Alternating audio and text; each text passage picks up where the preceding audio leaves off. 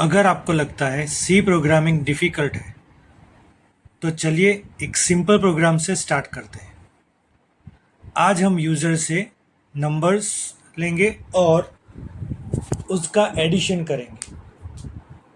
इस प्रोग्राम के थ्रू आप वेरिएबल्स, इनपुट एंड आउटपुट तीनों कंसेप्ट एक साथ समझ पाओगे। तो चलिए शुरू करते हैं।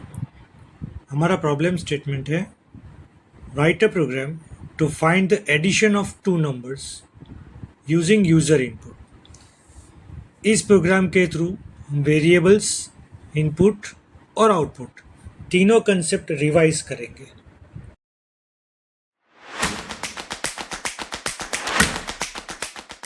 तो शुरू करते हैं।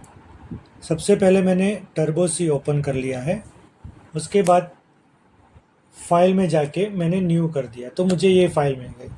नाउ ऑनवर्ड्स हम लोग पहले लाइब्रेरी फाइल्स लिखेंगे जो हमें ज़रूरत है, जैसे कि हैश इंक्लूड stdio.h। ये एक ऐसी फाइल है जिसके थ्रू हम लोग यूज़र से इनपुट ले सकेंगे और आउटपुट स्क्रीन पे देख सकेंगे।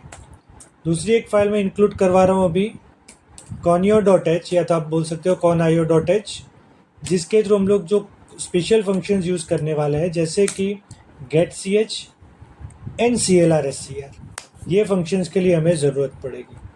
उसके बाद मैंने लिखा है यहाँ पर void main।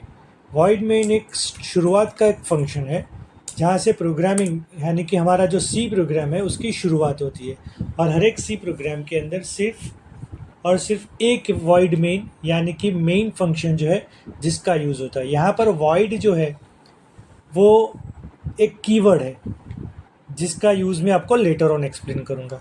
तो हम लोग यहाँ पर यूज़ करने वाले प्रोग्राम करने वाले हैं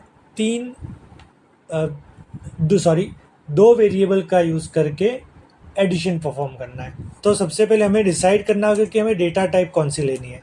मैंने यहाँ पर इंटीजर डेटा टाइप ली है, जैसे कि आप लोगों ने आगे के वीडियो में सीखा होगा कि इंटीजर डेटा टाइप में हम लोग इंटीजर वैल्यूज़ यानी कि न्यूमेरिकल वैल्यूज़ जो है उसका यूज़ करवाएंगे, बिना पॉइंट वाली वैल्यू, इन शॉर्ट।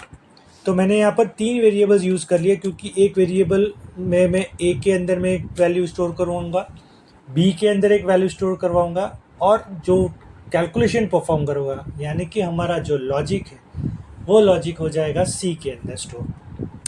अब मैंने यूज़ करवाया यहाँ पर एक clr_scr फंक्शन, जिसका यूज़ है हमारी जो स्क्रीन होगी, आउटपुट स्क्रीन, जब कभी भी हम लोग प्रोग्राम को एग्जीक्यूट करेंगे उस टाइम पे वो जो हमारी स्क्रीन है वो स्क्रीन को क्लियर करने का काम करेगा। So now will start with the user input. अब यूज़र इनपुट जब हम लोग ले रहे हैं तो पहले यूज़र को पता होना चाहिए कि उसको क्या इनपुट करना है एग्जैक्टली।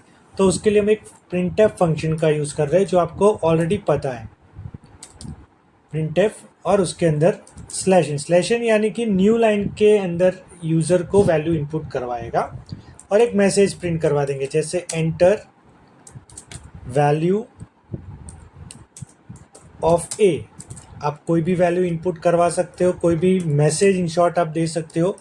उसके बाद है scanf फंक्शन, जो हम लोगों ने लेटर, आप लोगों ने अगर नहीं देखा होगा तो वो वीडियो पहले देख लीजिएगा कि scanf फंक्शन का काम है यूज़र से इनपुट करवाना। उसमें मैंने एक आइडेंटिफायर लिया हुआ है, जैसे %d जो है वो मैं कौन से टाइप के वेरिएबल में वैल्यू स्टोर करवाने वाला हूँ उसके अकॉर्डिंग आपको आइडेंटिफायर लिखना पड़ेगा। जैसे कि मुझे ए के अंदर वैल्यू स्टोर करनी है तो ए जो है वो इंटीजर डेटा टाइप है, दैट इज़ वाई मैंने %d लिखा और कॉमा करके मैंने लिखा हुआ है एड्रेस, ये एड्रेस सिंबल है। और उसके बाद मुझे जो वेरिएबल में वैल्यू को स्टोर करना है वो वेरिएबल का नाम लिख दिया। यानी मैं स्टोर करवाऊँगा एड्रेस ऑफ ए, यानी मेमोरी में जहाँ पर ए है उस जगह पर ये वैल्यू, यूज़र जो वैल्यू इनपुट करवाएगा वो स्टोर होगा। तो सिमिलरली हम लोग एक और वैल्यू इनपुट करवाएंगे, एंटर वैल्यू ऑफ बी, और सिमिलरली वापस से scanf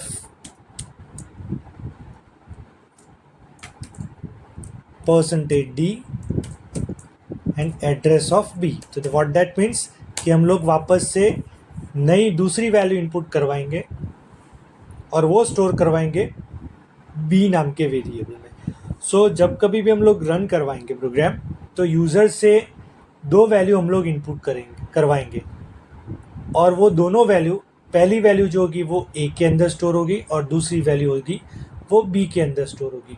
सो हमारे पास दोनों वैल्यू आ चुकी होगी। अब दोनों वैल्यू के ऊपर एडिशन परफॉर्म करना है। दैट मीन्स कि हमारा लॉजिक, तो एडिशन परफॉर्म करना है तो हमें कोई कैलकुलेशन जब करवाएंगे तो कहीं पर कोई पर्टिकुलर वेरिएबल में उसको स्टोर करवा देंगे। तो उसके लिए हम लोगों ने एक वेरिएबल ऑलरेडी लिया हुआ है, सी वेरिएबल।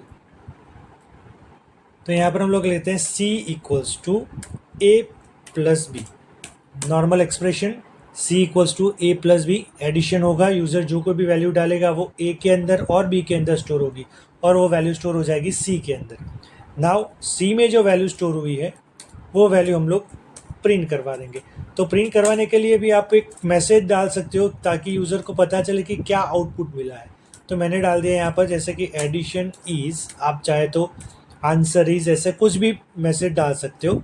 फिर वो आउटपुट जो है उसके लिए जो वेरिएबल है जहाँ जिसमें हम लोगों ने वैल्यू स्टोर करवाई है वो है सी के अंदर। तो मैंने यहाँ पर वो उसकी डेटा टाइप भी इंटीजर में है। सो आइडेंटिफायर मैंने वापस से ले लिया %d double quote close comma C. That means कि ये एडिशन इज मैसेज प्रिंट करेगा और %d की जगह पर सी की वैल्यू स्टोर होगी। एंड देन राइट लिख देंगे हम लोग get C H. Get C H का फंक्शन अभी के लिए इतना समझो कि ये हम लोग लिखेंगे हमेशा end of the program. Later on मैं आपको वापस से एक्सप्लेन करूँगा कि गेट सी एच का क्या यूज़ है। अब हम लोग इसको एग्जीक्यूट करवाएंगे। तो एग्जीक्यूट करवाने के लिए यहाँ पर रन मेनू है, आप अल्टर आर का भी यूज़ कर सकते हो। रन करने के लिए कंट्रोल F9 इसकी शॉर्टकट की है। कंपाइल करना है तो कंपाइल भी कर सकते हो। हम लोग सीधा रन करवाते हैं, तो रन करवा देंगे यहाँ पर। ठीक है, तो जैसे कि हमने डिस्कस किया था, देखिए यहाँ पर हमें पूछा गया है एंटर वैल्यू ऑफ ए, यानी कि यूज़र से पूछा गया एंटर वैल्यू ऑफ ए। तो हम यहाँ पर जो कोई भी वैल्यू इनपुट करवानी है यूज़र वैल्यू इनपुट करवा देगा, एनी वैल्यू। उसके बाद एंटर प्रेस करेंगे। एंटर प्रेस करेंगे तो हमने लोगों ने बी के लिए वैल्यू इनपुट करवाई थी, तो यहाँ पर हो रहा है एंटर वैल्यू ऑफ बी। तो यहाँ पर हम लोगों ने डाल दी कोई भी value B and then press enter. तो जैसे एंटर प्रेस किया हमें उसका आउटपुट मिल गया, दैट इज एडिशन इज 30। तो ये हमारी आउटपुट स्क्रीन थी। वापस से कोई भी आप की प्रेस कर देंगे तो वापस आ जाएगी उसी पर्टिकुलर प्रोग्राम के अंदर। तो ये हमारा एक एडिशन का प्रोग्राम था जो हमने कंप्लीट किया। लेटर ऑन मैं आपको बहुत सारे प्रोग्राम्स प्रैक्टिकली भी एक्सप्लेन करूंगा, एज वेल एज आपको मैं शीट्स भी दे दूंगा with the answers, problem sheet दे दूंगा विद द आंसर्स। राइट, तो उसके लिए बने रहिए मेरे चैनल पे। Thank you.